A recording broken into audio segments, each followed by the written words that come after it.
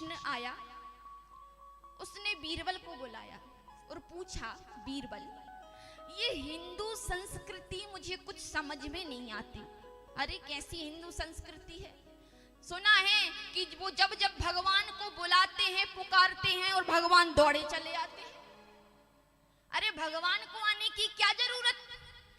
भगवान अपने दूतों को भेज सकते हैं, अपने सेवकों को भेज सकते हैं, अपने पार्षदों को भेज सकते हैं, फिर भगवान को स्वयं आने की क्या जरूरत?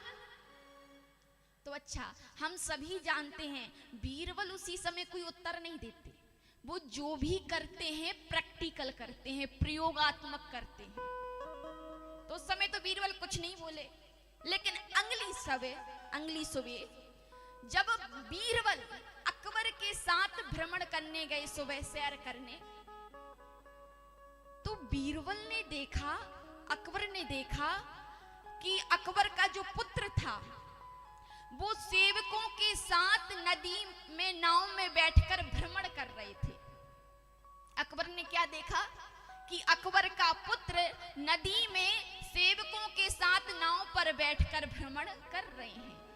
अच्छा, अकबर के देखते देखते वो जो नौका थी वो डमाडोल होने लगी, और नौका डमाडोल होते होते और जो अकबर का पुत्र था वो नदी में गिर गया।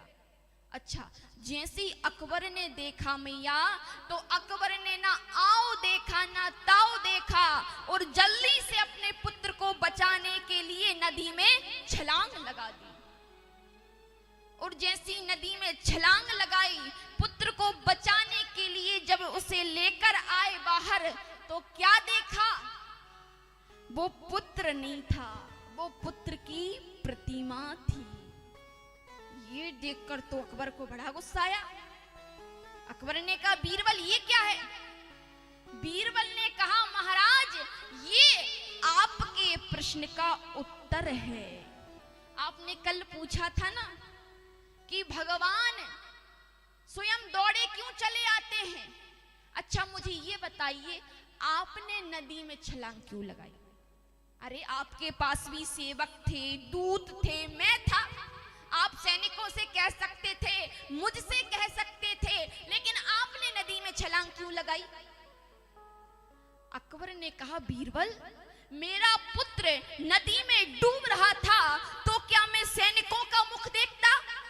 क्या मैं सेवकों का मुख देखता? तो बीरबल मुस्कुरा दिए।